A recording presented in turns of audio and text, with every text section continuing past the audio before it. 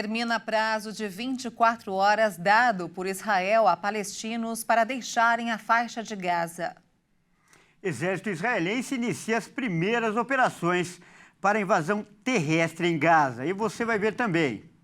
Itamaraty confirma a terceira brasileira morta em Israel pelo grupo terrorista Hamas. Grupo de brasileiros que tenta sair de Gaza deve deixar a escola e ir para um novo abrigo.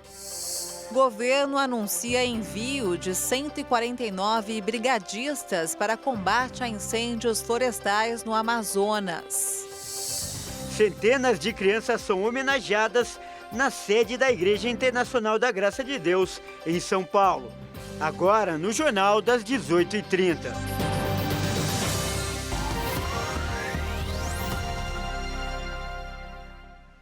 Olá, boa noite. São 18 horas e 33 minutos pelo horário de Brasília. Muito boa noite. Você acompanha a partir de agora as principais notícias do Brasil e do mundo desta sexta-feira.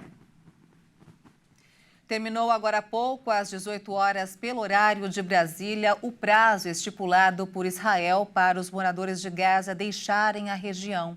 A expectativa é que o exército israelense realize uma invasão massiva nas próximas horas.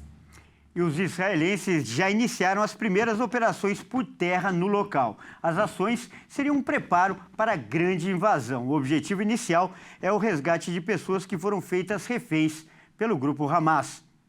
Segundo o Exército, os ataques locais envolvem infantaria e forças blindadas. As tropas procuram reféns e coletam evidências que podem ajudar a encontrar civis sequestrados pelo Hamas, de acordo com um comunicado das Forças de Defesa de Israel. Os militares também disseram que continuam os ataques contra alvos do Hamas em Gaza. De acordo com órgãos de imprensa internacional, as tropas de Israel estão se movimentando para as fronteiras com a faixa de Gaza e o Líbano e se preparando para uma incursão terrestre massiva. Até agora foram feitas apenas ações pontuais.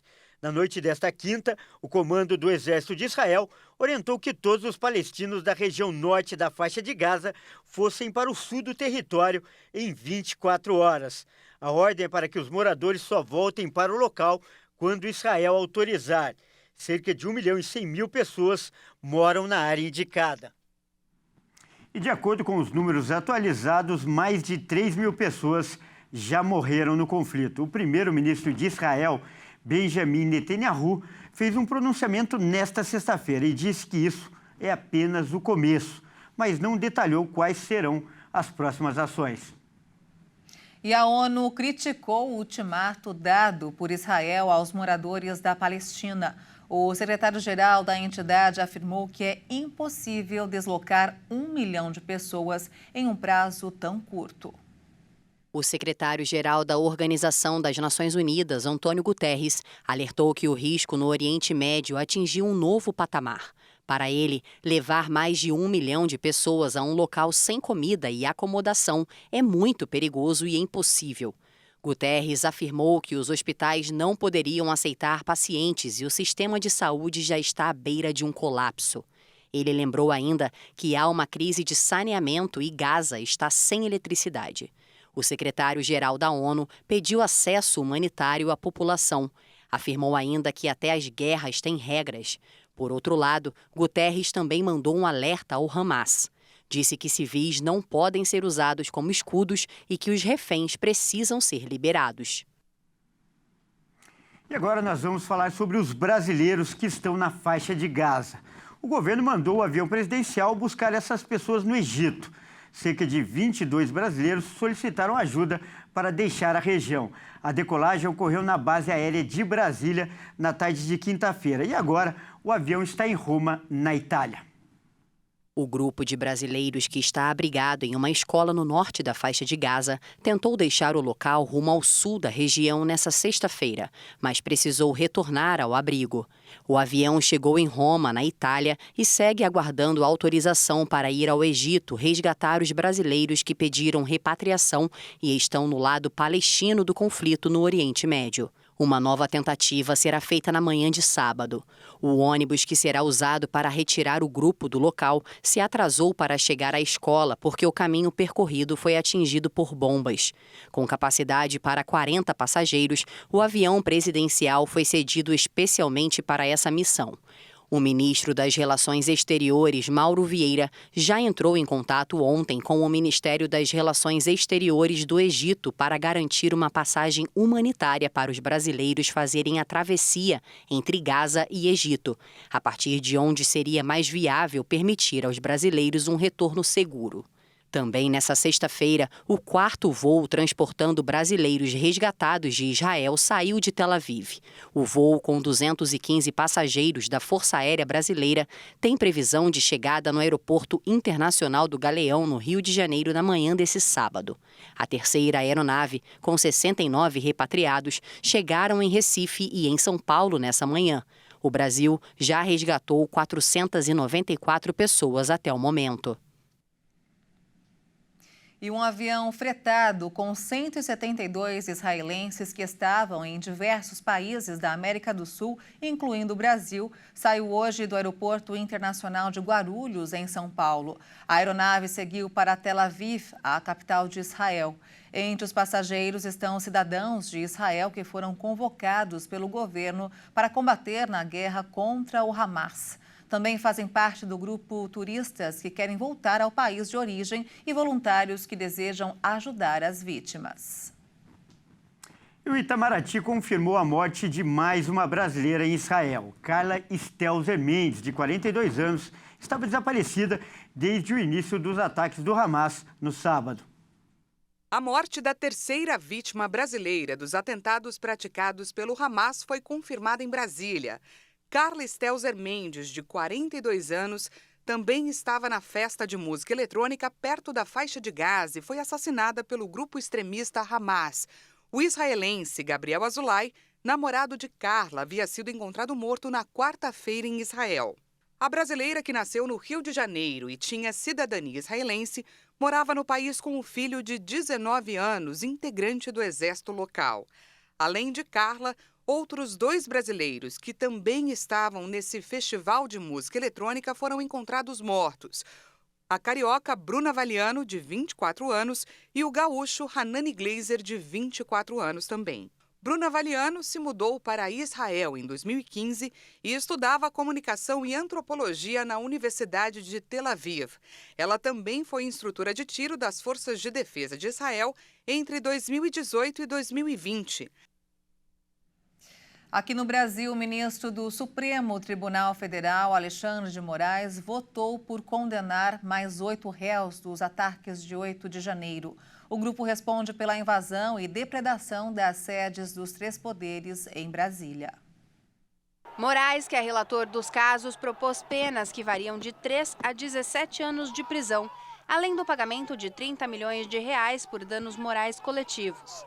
As punições variam porque a situação e a participação de cada pessoa são analisados de forma individual.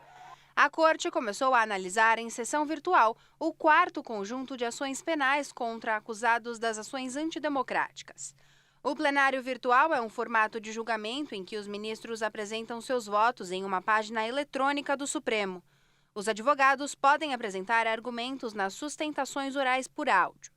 A análise virtual está prevista para terminar no dia 23 de outubro, mas pode ser interrompida se houver pedido de vista ou de destaque. Os 2 mecanismos são previstos nas regras internas do Supremo e podem ser acionados por qualquer ministro. Este será o 4º bloco de julgamentos do tema no STF. Somente a primeira sessão para análise dos casos aconteceu em sessão presencial.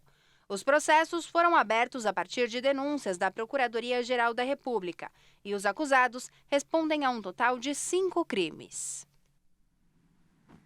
E o governo anunciou hoje o envio de 149 brigadistas para combater os incêndios florestais no Amazonas. Os profissionais vão atuar contra as queimadas que atingem o estado.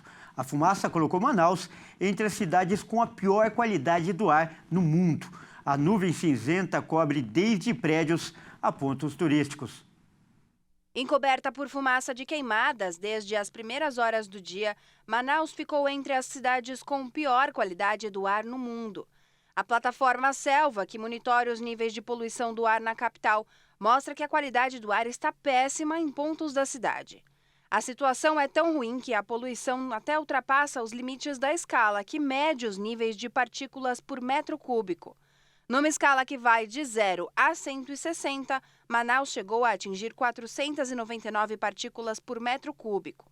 A preocupação maior é em relação à saúde dos moradores. Crianças, idosos e grávidas têm apresentado problemas respiratórios e a procura por atendimento médico aumentou. O governo do Amazonas declarou que boa parte da fumaça cinza que cobriu Manaus nos últimos dias vem das queimadas em Altazes e outras cidades da região metropolitana. A fumaça das queimadas no Amazonas encobre Manaus desde agosto deste ano. Em setembro e outubro, as nuvens cinzentas se intensificaram após o registro de queimadas em municípios da região metropolitana, como Iranduba, Novo Airão e Careiro. A terceira maior seca da história da capital foi registrada hoje em Manaus. A capital é uma das 60 cidades do Amazonas afetadas pela seca severa deste ano. E veja a seguir, centenas de crianças são homenageadas na sede da Igreja Internacional da Graça de Deus, em São Paulo. Nós voltamos em instantes. Até já!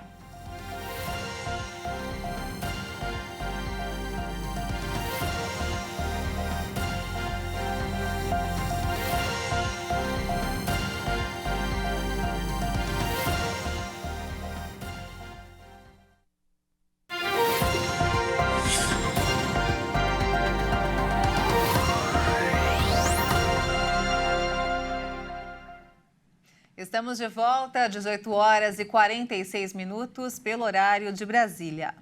E nós vamos direto ao Rio de Janeiro com informações desta sexta-feira com o repórter Anderson Nascimento. Muito boa noite, Anderson. Boa noite, Anderson. Boa noite, Kleber e Maria Alice. Números da Secretaria Nacional de Segurança Pública mostram que mais da metade de fuzis apreendidos em todo o Brasil foram encontrados no Rio de Janeiro. Dos 933 fuzis apreendidos no Brasil entre janeiro e agosto deste ano, 472 foram encontrados no Rio, que supera estados como São Paulo e Bahia, que vive uma onda de violência desde o início do ano. Na terça-feira, 47 fuzis foram apreendidos em uma mansão na Barra da Tijuca e 3 suspeitos foram presos. E a Prefeitura do Rio publicou nesta semana o edital de licitação do projeto de transporte aquaviário nas lagoas da Barra e Jacarepaguá, na Zona Oeste. A ideia é oferecer uma opção de transporte para os moradores de Rio das Pedras, Gardênia e Muzema, que sofrem com o trânsito da região. O planejamento inclui 29 pontos de embarque, começando pela ligação da estação Jardim Oceânico do metrô, seguido da linha amarela e o canal de Marapindi. A tarifa prevista é a mesma dos transportes públicos municipais, de R$ 4,30. A expectativa é transportar cerca de 90 mil passageiros por dia e o valor do investimento é de cerca de R$ 95 milhões. Eu fico por aqui, desejo a você um ótimo fim de semana. Segunda-feira eu volto com mais notícias do Rio. Até lá. Muito obrigada, Anderson, pelas informações e até segunda-feira. Um ótimo fim de semana. Vamos agora ao mercado financeiro. O dólar fechou essa sexta-feira em alta, interrompendo aí uma sequência de 4 quedas consecutivas. Mesmo com o desempenho de hoje, a moeda americana termina a semana com baixa acumulada de 1,42%. Já o Ibovespa, o principal índice da Bolsa de Valores brasileira, B3, fechou em baixa. Ao final da sessão, a moeda norte-americana subiu 0,77% e encerrou o dia cotada a R$ 5,08 na venda. E a diretora-geral do Fundo Monetário Internacional disse que as consequências do ataque sem precedentes do Hamas a Israel acrescentam uma nova nuvem a um horizonte não muito ensolarado para a economia mundial. Vamos ouvir o que ela disse em entrevista coletiva em Marrakech, no Marrocos. Georgieva avalia que a escalada das tensões no Oriente Médio se soma a graves perturbações que a economia mundial já enfrenta e que estão se tornando a nova norma, fragilizando ainda mais um mundo já debilitado pelo fraco crescimento e pela fragmentação de sua economia. We are very closely monitoring how the situation evolves. Estamos monitorando de perto a forma como a situação evolui e como está afetando especialmente os mercados petrolíferos. É demasiado cedo para dizer. Vimos algumas subidas e descidas nos preços do petróleo. Vimos alguma reação nos mercados. É uma nova nuvem no horizonte não mais ensolarado para a economia mundial. Uma nova nuvem escurecendo esse horizonte, que, claro, não precisa dela. Reze pela paz. And as I said, we will be closely monitoring this. Very clearly, this is a new cloud on not the sunniest horizon for the world economy. New cloud darkening this horizon, of course, not needed. Pray for peace. O FMI manteve sua previsão de crescimento em 3% para este ano, mas reduziu a de 2024 para 2,9%, advertindo que a economia está mancando, não correndo. E na França, um homem armado com uma faca matou hoje um professor em uma escola secundária no norte do país. A suspeita é de um ataque terrorista. O caso acontece quase 3 anos depois do assassinato de um outro professor por um jihadista. Um homem armado com uma faca matou um professor em uma escola secundária em Arras, no norte da França, nesta sexta-feira. Segundo a prefeitura da região, o autor do ataque gritou "Alá é o maior", expressão de fé usada pelos muçulmanos e pelos autores dos ataques jihadistas que abalaram o país na última década. O agressor, um jovem refugiado russo de origem chechena, foi detido pela polícia e o seu irmão foi detido perto de outro estabelecimento. A Procuradoria Nacional Antiterrorismo indicou que abriu uma investigação. Os alunos e funcionários da escola secundária foram confinados no centro e as forças de segurança isolaram a área, onde também foram destacados bombeiros e salva-vidas. 2 pessoas que não são estudantes ficaram feridas com gravidade. E hoje é sexta-feira. Dia de Minuto Pet.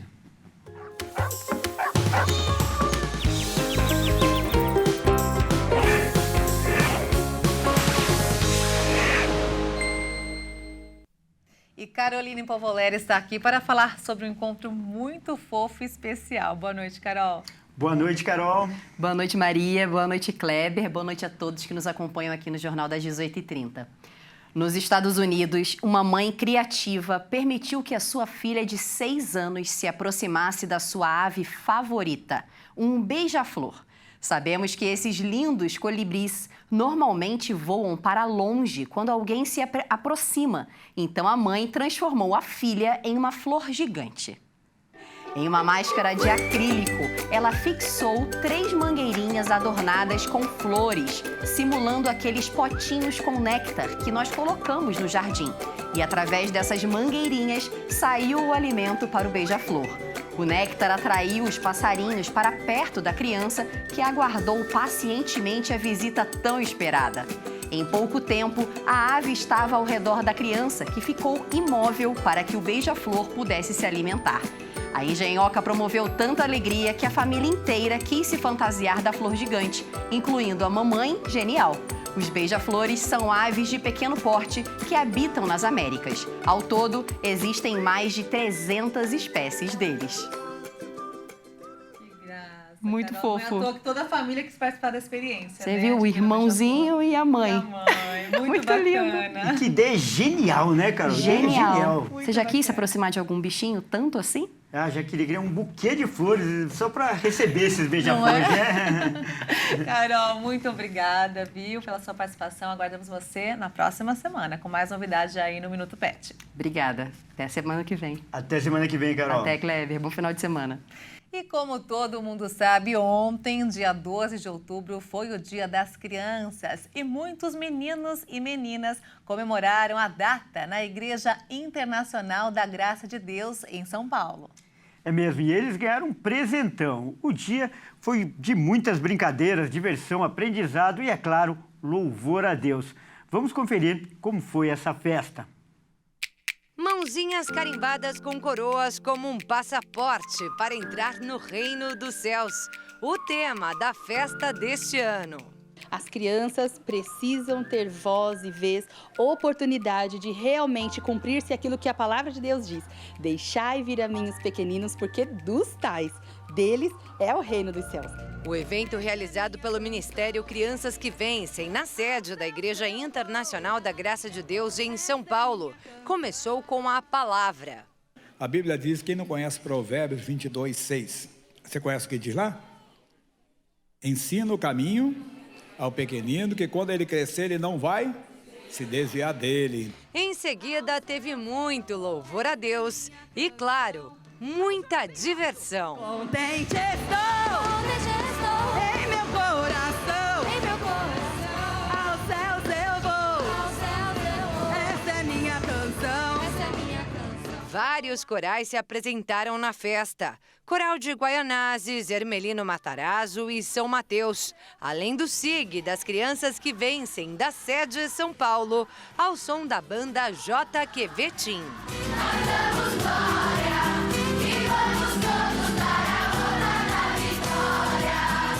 E o evento também contou com a participação do grupo Graça Dance Team, com várias coreografias.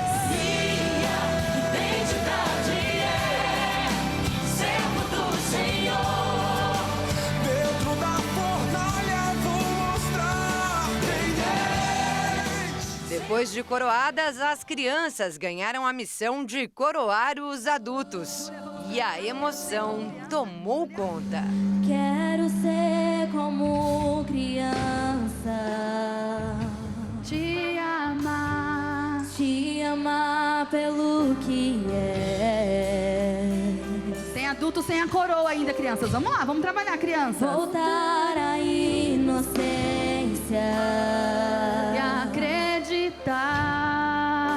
e acreditar em ti. Na sequência, o palhaço Zigue Zague chegou para trazer ainda mais alegria às crianças. Legal! Criançada amiga, papai e mamãe, bom dia! Nossa, quanta gente bonita aqui! Oh! Quem quer brincar? E a garotada também se empolgou com a Turminha da Graça.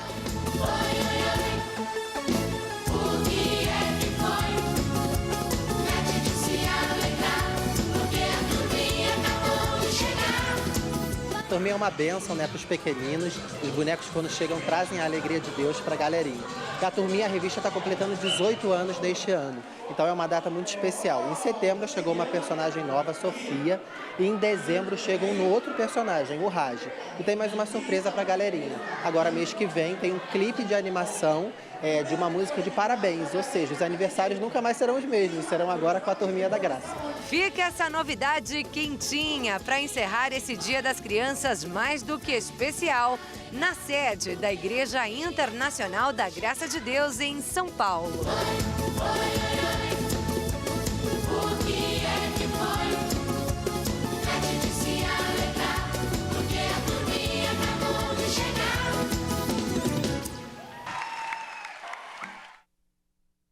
As crianças se divertiram muito, né, Kleber? Verdade. E nada melhor, né, num mundo com tantos perigos do que crescer na igreja, né? Sem dúvida, Kleber. Fundamental.